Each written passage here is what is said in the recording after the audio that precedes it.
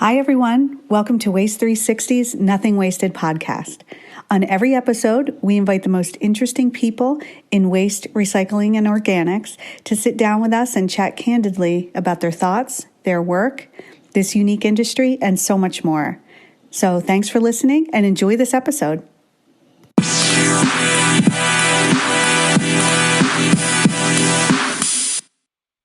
Hi, everyone. This is Liz Bothwell from Waste 360 with Darby Hoover, Senior Resource Specialist, Food and Agriculture at the Natural Resources Defense Council.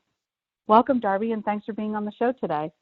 So before we get into the nuts and bolts, could you please give us a little bit about your background and how you ended up in this fantastic industry? Yeah, absolutely. I got interested in the issue of waste and recycling when I was still in college. At that point, our campus recycling center was student-run. It was before it was part of the campus operations and maintenance.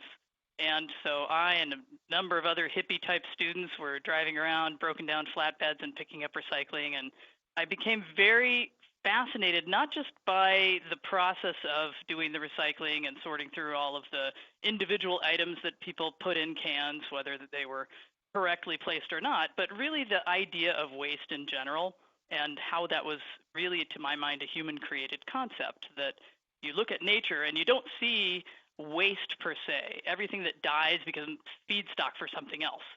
So how did we come up with this situation where we have discards that we can't figure out what to do with, and the best we can do is to dig a big hole in the ground and throw them in there? So that was where I really started thinking about, okay, how do we re-engineer this idea of waste and try to get rid of not just waste materials themselves, but the processes and concepts and attitudes that lead us to produce waste in the first place. Right. Oh, what a great way to look at that. And after that, I spent several years in various nonprofits tackling environmental issues from one angle or another, always coming back to the waste issue as the one that was really intriguing for me. I eventually went to graduate school at UC Berkeley and studied garbage in the Energy and Resources program, which was a fantastic program, and then started working as the executive director of the Recycled Paper Coalition, which at that time was an organization that was collecting together mostly private sector organizations, but some public sector, to exhibit a sustained and increasing demand for recycled content paper as a way of closing the recycling loop. So again, it was another kind of vantage point on the whole system of recycling. I found it extremely interesting, and looking at also how single individuals in large companies could make such a difference, that it doesn't take that much necessarily for some company that's immense to do the right thing. Sometimes it's just one person or a couple of people who are really considering what the impacts of their actions are and looking for ways to mitigate those, who can make these big changes. So after that, I came to the Natural Resources Defense Council, where I've been for the past 15 years. A variety of issues all related to waste in some form or another, and I'm currently on our food waste team. Great. And can you tell us a little bit about the work that you do at the NRDC? You seem to have your hand in a lot of it. Absolutely. So at NRDC, I started out by working on what was then our municipal solid waste project. And we were focusing, even though we were calling it the solid waste project, we were really focused on how to not generate waste in the first place. But in the waste world, that's hard to do. Often waste gets segmented off as, okay, here's a bunch of stuff that got created from some process and we don't want it anymore. Can you waste people figure out what to do with it? So often I was getting put into those kinds of situations where it was how to manage the existing waste rather than actually looking at how to stop creating it in the first place. And when I moved on to our food waste team, one of the things that I found really exciting about that is that we were looking at waste not as something that was a separate consequence of a process that we had to go and manage separately, but as something that essentially was a systems failure. So if there's food waste, that's a problem within the food system. It's not a problem that the waste people get to go solve on the side and nobody else has to think about. And that, to me, is really how you get at the cornerstone of that holy grail of preventing waste from happening in the first place, rethinking waste, is to look at it as a systems failure and look at it as an opportunity for adopting new processes and behaviors and policies and programs that will redirect our ideas about what that material is into recognizing it as something useful that can be repurposed or used for something else. And it looks like that Food Matters project is comprehensive in doing all that you're saying and more. Could you share more about what that is and how it helps cities and consumers?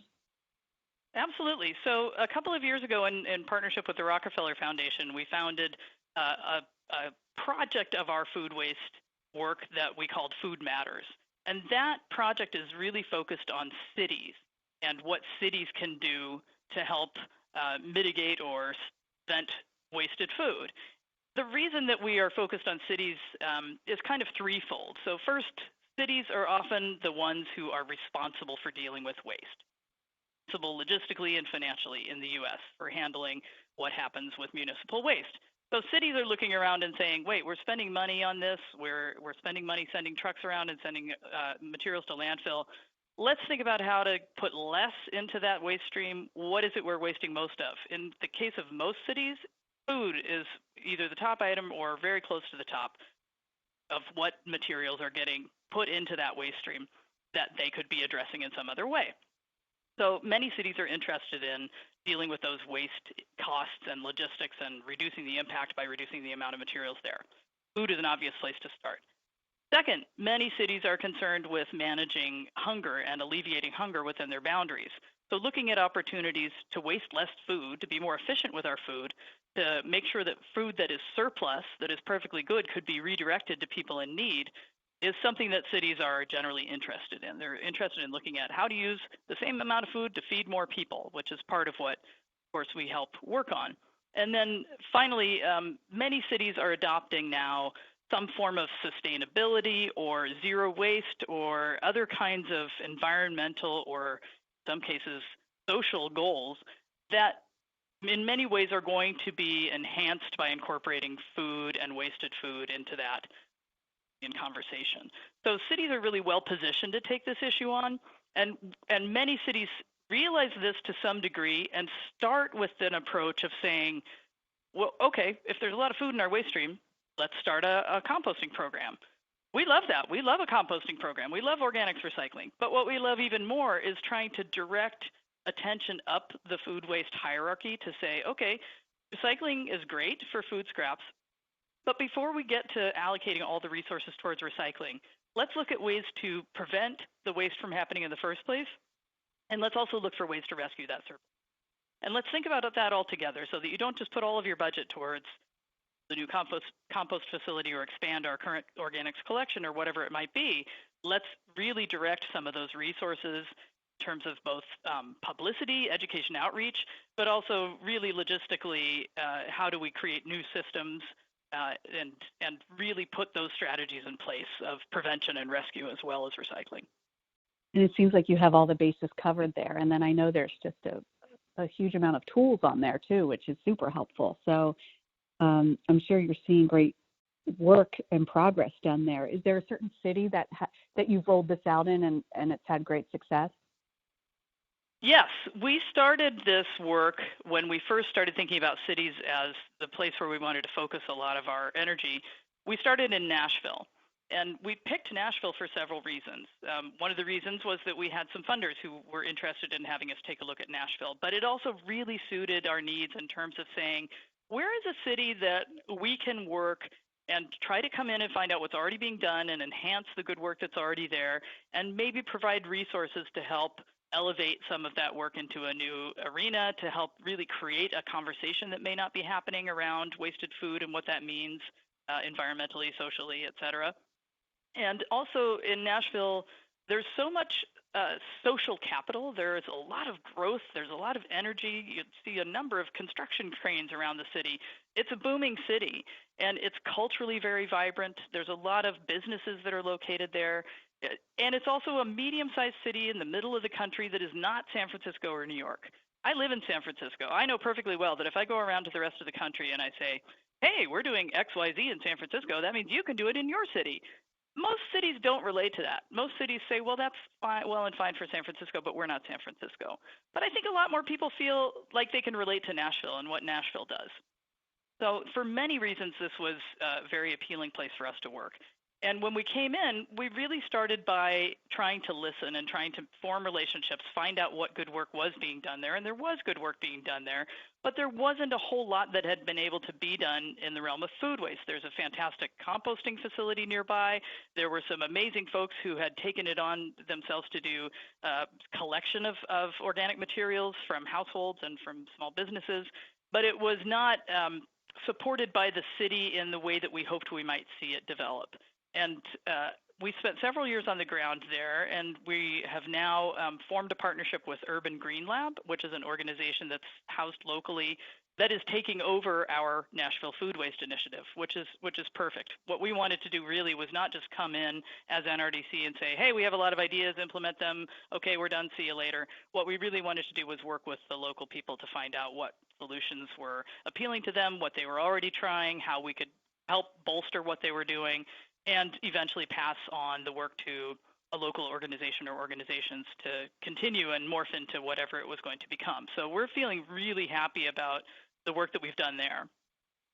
Since Nashville, for the past couple of years, we've also been working with Denver and Baltimore to really closely partner with the city staff in a slightly different model from our Nashville work. So we've been able to help embed city staff in each of those cities who work in a dedicated way on the issue of food waste. We've been able to help convene meetings among different city staff from mayor's offices and public works offices and recycling staff and folks working on food policy, and get everybody in the same room so that everybody sees that they're working towards the same collective goal.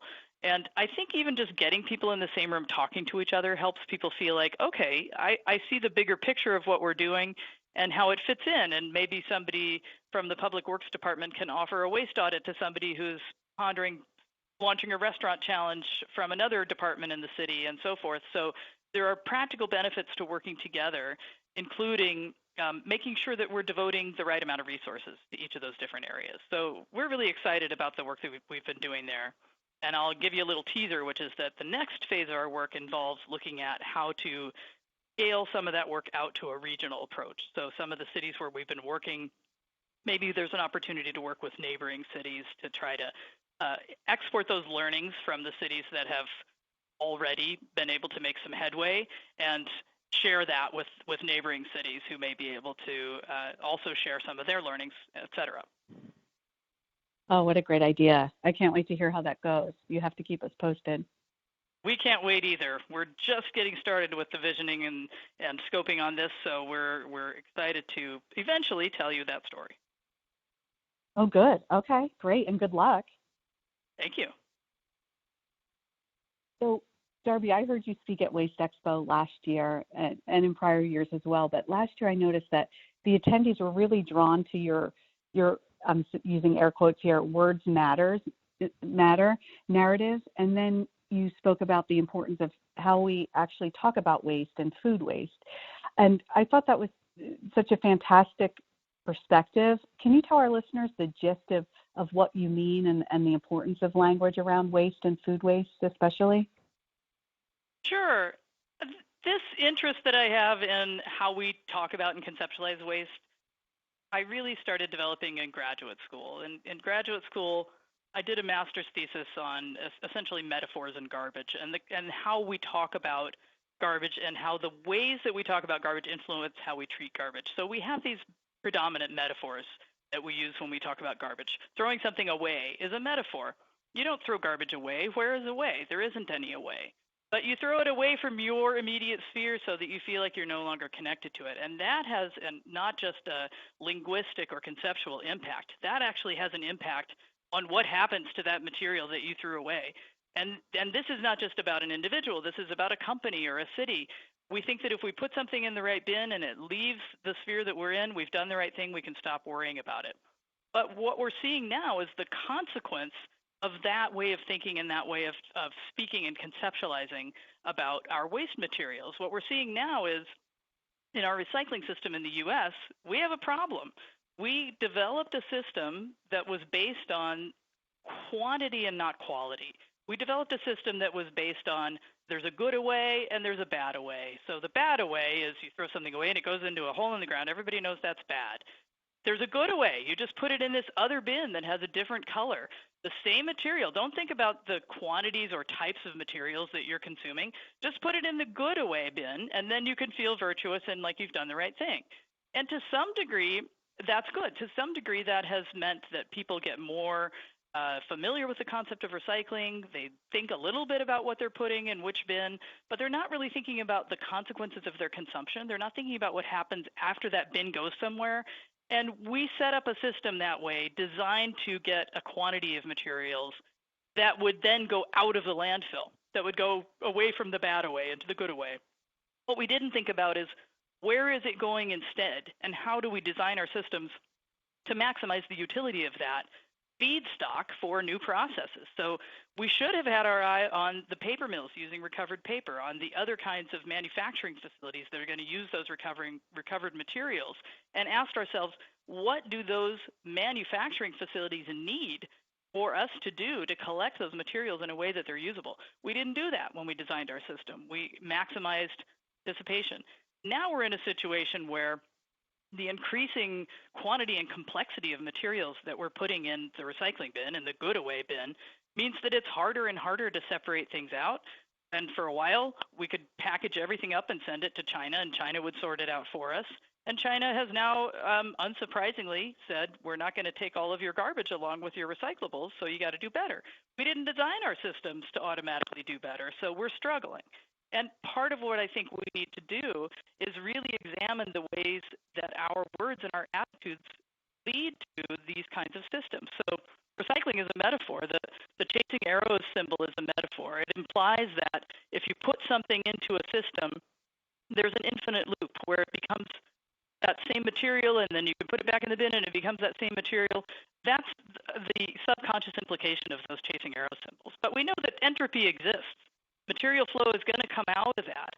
And especially if there's contamination, a lot of materials are going to flow out of those chasing arrows. Where are those new resources coming from? We've got to go extract new virgin resources to make those manufactured materials because we didn't figure out a better way to recycle, to keep things in that circular economy, which again is that kind of circle metaphor. So we I think, need to think about the kinds of words that we use, ways that we talk about, and hence think about the waste that we produce, and even think about the word waste. Again, if there isn't any waste in nature, why are we assuming waste is something that's given in a human process? We can redesign our systems so that that is eliminated or at least reduced. Right. Such a great point. And do you see that happening anytime soon, Darby? I mean, in terms of educating consumers and sort of the road ahead, how do we do that? How do we change that narrative? I think everybody has a part to play.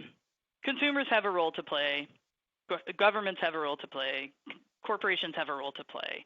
We all need to be moving towards figuring out how to solve this and not put the burden on any one of those entities. So we need to pass policies that put more responsibility on producers for being able to manage the materials that producers introduce to commerce that eventually end up in the waste stream.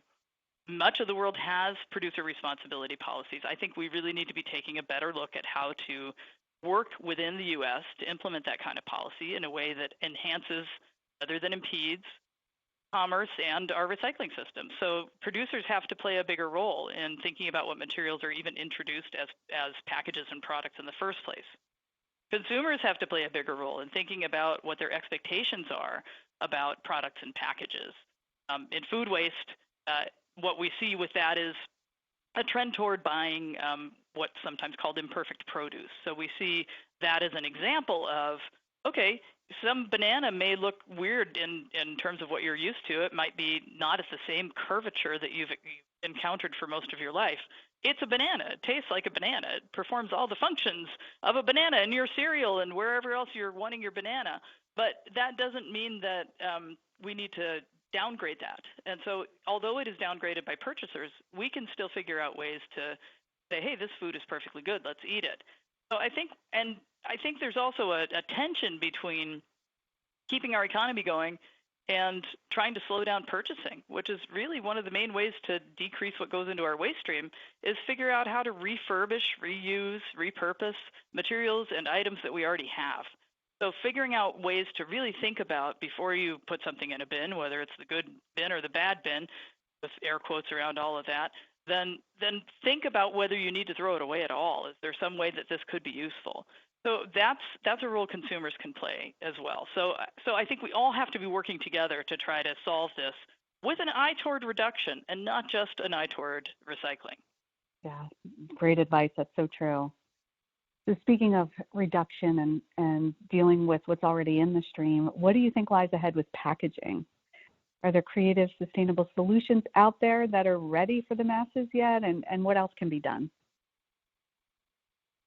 Well, I will say that right now, and I've been working on waste issues in one way or another for over 30 years. Right now, I'm seeing much more public interest in the issue of packaging than I think I've ever seen. So that, to me, is encouraging. I do think it's important to pass legislation restricting the distribution of straws, restricting the distribution of plastic bags and polystyrene foam and the other kinds of materials that or items that get singled out. That obviously is not how we're going to solve the big problem ultimately, is by taking off little pieces and banning this product or that material and so forth. That alone is not going to create the solution, but it absolutely leads toward the solution by helping shift public awareness around consumption. Do I need a straw? If you need a straw, then one should be available for you. But many of us do not need a straw and will just take one automatically if it's offered. So introducing the idea of choice and the idea of actually being conscious when making that choice is a really critical one in the consumer aspect of this. And I think that's actually where it starts, because the main solution we already have for packaging is to have less of it. So we already know how to do this. We're seeing zero waste stores pop up. And back in the 80s, those were just co-op stores and other stores that sold a lot of stuff in bulk where you could bring your own container and it wasn't that big of a deal. But it's being reintroduced now, that idea, as a zero waste store. We're also seeing systems like Loop, where a bunch of companies are getting together to offer reusable packaging in a pilot program to customers who then eat their ice cream or consume whatever product it is, and then put the packaging out for collection. Also not a brand new model. Many of us actually remember having a milk delivery service where you put your bottles back on the porch. None of these things are brand new, but we need to reinvent them for how people operate now. And so taking advantage of things like we now have so many cars that are repurposed on the road for delivering people and delivering food and delivering other items, that there's now a whole service economy built around the idea of people driving their private vehicles to shuttle people or goods from one place to another. That is an opportunity. It's an opportunity for enhancing food rescue, where maybe some of those cars can be used to deliver food safely from one place to another. And it's an opportunity for maybe maximizing how we deliver goods that can be then picked up. The packages that can be reused can be picked up. So I think there's ways that we can look at our current systems and say, you know what, this is ripe for some of these old solutions repackaged to work in today's world. And that's where I would start. Okay, that sounds like a great place to start. And you've been quoted in some mainstream media talking about the sneaky plastics that are hidden in beauty products and other products that we may not be aware of. Is there a better way to educate ourselves on those types of things as well? That's always such a tricky issue. People ask me a lot of the time, how do I know which product is better? And how do I know, even starting with the old paper bag versus plastic bag question, people will agonize about those kinds of personal choices. And I think it's wonderful for people to think about it. The agonizing is perhaps a little farther than I'm hoping people will go. But I do want people to figure out where and how they can make choices. Learning to read labels on personal care products is important, and looking up what words signify that something might be made of little pieces of plastic so that you know that you're not flushing little pieces of plastic down the drain where they will get into different water systems. That's important, but it can be hard to do. So one thing I really think consumers need to do is, if it's too hard to figure out the information, if you're looking at a package and you don't understand it, you don't understand the label, you don't understand what contents are in it, you don't understand what the packaging is made of as well as the product itself, then reach out to the company and let them know that you like their product, but you really want to know this about the product, and you really want them to make it a little clearer to consumers. And these days, there are way more ways to reach out to companies than there used to be. We used to tell people to write companies a letter or a postcard. Now you can tweet at a company, and chances are somebody at the company is going to see that, and that may get logged somewhere because it's much more publicly visible. And so I think the companies feel more of the onus on them to respond. And so people are getting responses to their tweets to companies asking for things. And it's you can create email campaigns or cyber campaigns if you want to reach out to companies and let people know that consumers really care. I think that's important to do. When I'm talking to folks about how to make decisions when they shop, I ask them to just think about some basic criteria. So whenever you're shopping for something, you think, okay, how much does this cost? Is it going to meet my needs? Do I like how it performs or how it looks? So I'm not in any way suggesting you need to get rid of those primary questions about whether something that you buy is going to work for you. But I would suggest that you just add another factor, which is, how does this impact the environment? What do I know about that? Does the item or the package have recycled content? Is it recyclable or compostable? Is it made from renewable materials? What are included in the ingredients? Is there any plastic or anything I'm concerned about personally that might be toxic? And just ask yourself those questions. See how much of that you can figure out. Can I reduce the amount of packaging I use? How durable is this item? Will it last long enough that I don't have to throw it away in the next few months if it's a non-disposable item? Do I need a disposable item if I'm buying a disposable item? Or is there a durable item that would take the place of that disposable item? Just think about those kinds of questions about anything that you buy. And I think that makes it a little simpler than saying, okay, for this product, you got to look for this thing, and for this product, you got to look for this thing. But consumers need help. They need help from the companies to be clearer and more transparent about what goes into their products and packages.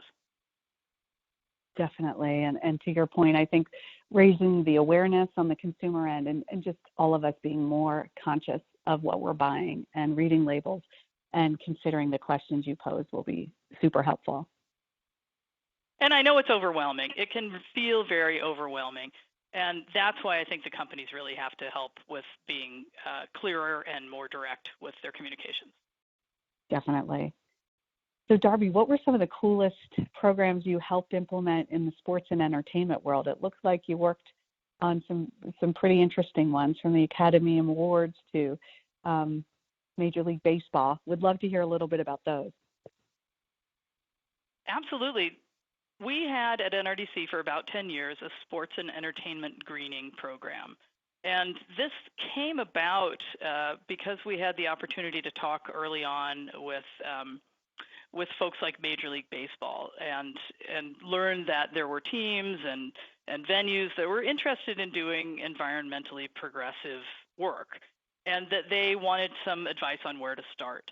And our idea was, well, where we probably want to start is at the top. What we want is for the commissioner, who was at that time Bud Selig of Major League Baseball, to say, this is an important issue for the entire league, and we want everybody to be working on it.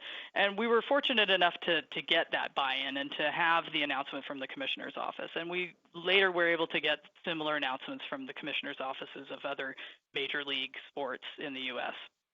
And that work to me was a really fabulous way to do environmental advocacy because sports in particular is a place where people relax, and it's a spirit of play, not work. And so you're bringing environmental messages to people in a way that feels like play and not work. Most of the time we put out environmental messages and we say, you got to do this, you got to do that, the world is ending, yada, yada. And people feel burdened and they feel like, oh, this is a chore, I got to do this.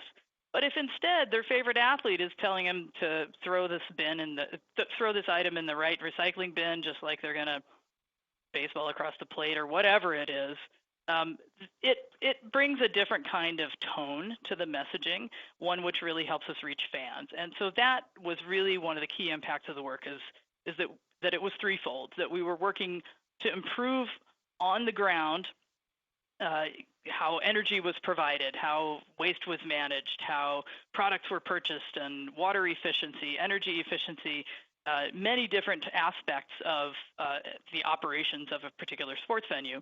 And at the same time, you're able to reach upward to the supply chain and signal to suppliers, hey, we'd like antibiotic-free hot dogs. We would like products that are made from recycled content. We would like a compostable food serviceware.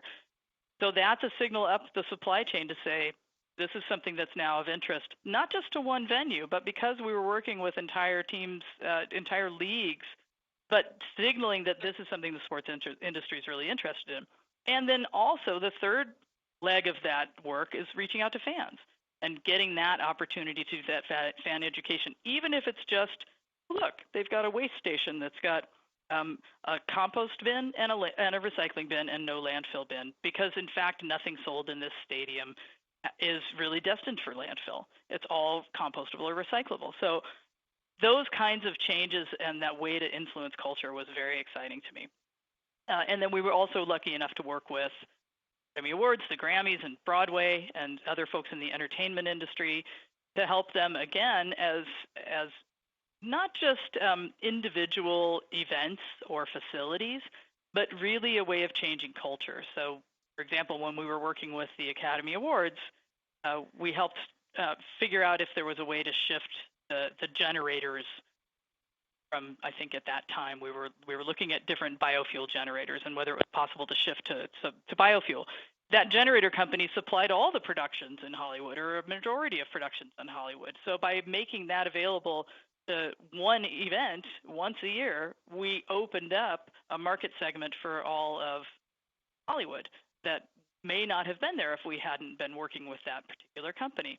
And again, very visible institutions and events, I think, can really help shift. People are perceiving the importance of this work and the significance of this work. And I'm really happy that all of the different organizations that we worked with adopted these initiatives so enthusiastically. We created a Green Sports Alliance, which exists and is expanded and grown into a massive, fantastic organization today. And we've worked with all these other organizations that kept their initiatives going. So this is really something that we found truly exciting and fun to work on. Oh, I bet. And the results are astounding. Great job. That's amazing. It's amazing what you can do when you work with an entire industry and something becomes part of that culture of the industry. I think that is a critical part of the shift. What you don't want is to say, hey, let's work with this company, even if it's a huge company. And even though I said earlier, sometimes the power of one single champion can really shift what happens in a company, it has to shift in a way where it becomes part of that company's culture. Otherwise, when that person leaves, that company may or may not continue doing whatever that person had instigated. So you've got to make sure that even if you have one champion or one instigator in an organization, it's got to become institutionalized in some way for it to persist, because nobody lasts at a company for all eternity. You've got to make sure that we create systems that last longer than people. True. So you mentioned earlier too, and I mean, we have to note that it's so encouraging to see such a sharp focus on food reduction and food waste these days. It really has tipped into mass media, mass interest, and the consumer awareness of it has never been higher. What do you think is next as we figure this all out? Well, first, I'm excited about that because I think NRDC has played a significant role in that awareness. Put out the report Wasted in 2012 and updated it in 2017. And I think that was one of the first places that many people learned that up to 40% of our food is going to waste in this country. And that is not just galvanizing, but comprehensible. I think it's hard sometimes to understand the impacts of energy efficiency or carbon because we don't see them. We don't touch them in the same way that we touch food. We interact with food every day. Everybody interacts with food at some point.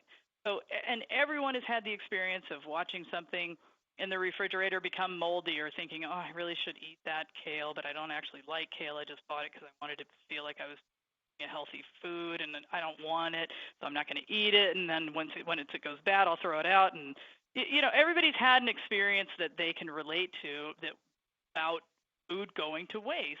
And we all understand that food is meant to be eaten.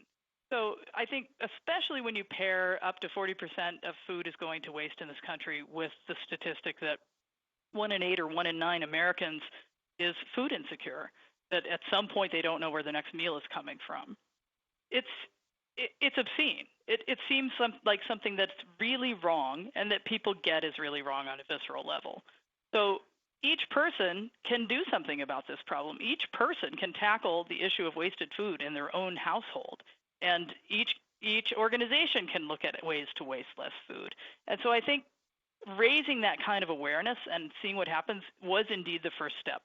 For us, the next step is, and this is why we're working in cities, the next step is really getting this institutionalized. So once we've got the awareness and people understand that it's a problem and they understand that there are solutions and think about ways to direct their own actions to help prevent wasting food, we need to make sure that there are also supportive policies and programs at the city level, at the state level, at the corporate level, everywhere people go, so that it makes it easier for people. So if you go to a restaurant, maybe there's different choices of portion sizes. If you go to the grocery store, maybe they actually let some of the produce in the bins run down to a lower level before they restock, so the ones on the bottom get purchased. Maybe there are ways that we can all work together with these attitudes about saving food is important, not wasting food is important, so that we really get there. And I think that's happening. I think people are paying attention. I think people are going to look at the resources on our SaveTheFood.com webpage to learn how to waste less food. I think people are starting to figure it out. I think so too. And we applaud your work and the work that you guys have done there at NRDC to really make this rise to the top of the awareness spectrum beyond just the industry, because that really helps. Thank you. So I know you mentioned the fact that one person can do so much, and don't discount the individual contribution overall. What advice would you have to people actually entering the world of waste, recycling, and organics? Is there any particular advice you would have for them to really make the most of this point in time in such an exciting industry right now? I think for me, it really is about keeping your eye on the prize. So keeping your eye on where we want to go and always keeping that big picture in mind. For me, the big picture is we don't waste. Waste is an anomaly rather than a given, that we have designed our processes and products to where they don't have to go off into a hole in the ground because we can't figure out what else to do with them. That's my prize. So I want to get to where we are not even thinking about waste as something that is part of our daily lives. So that, to me, influences how I do environmental advocacy, how I do policy advocacy, et cetera, and thinking about ways of designing our systems that lead toward that eventual goal. So for me, that means things like, let's not continue to promote more single stream recycling if that's what's getting us in trouble. Let's figure out how to go back to some separated streams, or let's figure out how to reduce the complexity of the materials in our waste stream, or whatever it is. So figuring out what niche appeals to you.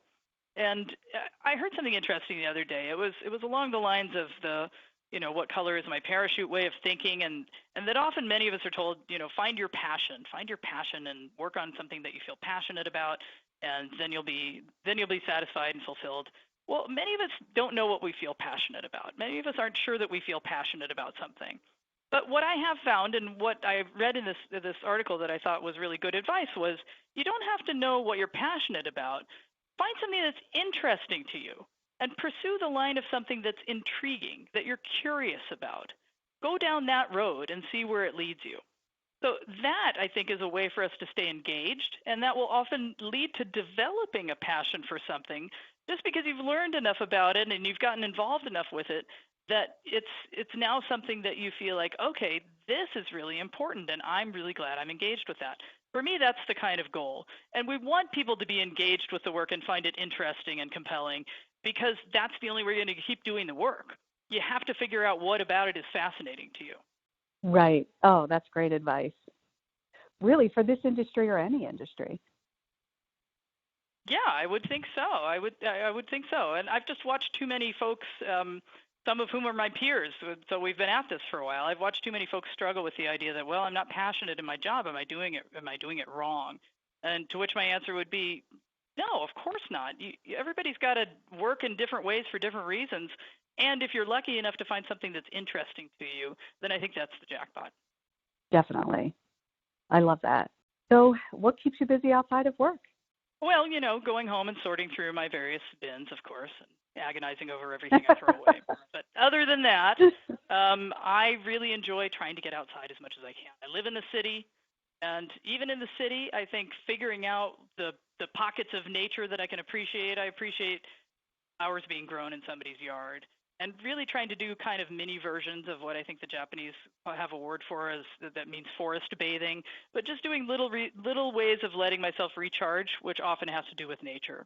So getting outside and moving my body and having nature be something that inspires me is something that I think is really important for probably everybody to some degree, and certainly is a way that I recharge. And I also love to read fiction.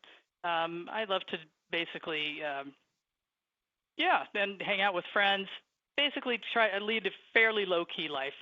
That's great. Good for you. Oh, that sounds great. And I can tell by listening to you and what I've seen at your sessions at Waste Expo, you're very well read. So if you have any book recommendations, we'd love to hear those. What are you reading right now? Oh, excellent. Let's see. What was the most recent book that I was just wanting to get back to? Well, I'm right now actually reading an issue of Ziziva, which is a San Francisco publication that has local artists, local poets and writers and so forth. There's also a fantastic edition of McSweeney's that has just come out recently that was done in partnership with NRDC. I don't know if you've heard about this, but it's a climate collaboration. It's one of the regular McSweeney's issues. And so the storytellers in McSweeney's worked with particular experts at NRDC to develop stories that have to do with how climate change will affect us in 20 years from now. So the stories really revolve around, okay, a particular here's the impact of the coral reef. Here's a city that has flooded, et cetera. So they're very compelling. They're written by fiction writers so that they're very readable and exciting and have character development and all that good stuff. But they're also really a visioning of what's going to happen to us in just 20 years if we don't change the path we're on. So that's one of the things I'm finding really compelling right now. Oh, that sounds it. I will check it out for sure. So, Darby, how can listeners hear more from you and more from NRDC? Well, check out NRDC's webpage. That's probably the best way to find out what we're up to. You'll get a series of stories and blogs and reports and, like you mentioned, a bunch of the different tools that we've created recently on how to implement policies and programs that relate to food waste in particular. I think that's probably the best way to keep up with our work. That sounds great. Well, thank you so much for this, Darby. This has been so insightful and fun, and I look forward to seeing you at Waste Expo in May. Thank you so much for the opportunity, and I look forward to seeing you too. All right. Thanks, Darby. Have a great day. All right. Thank you. You too. Bye-bye.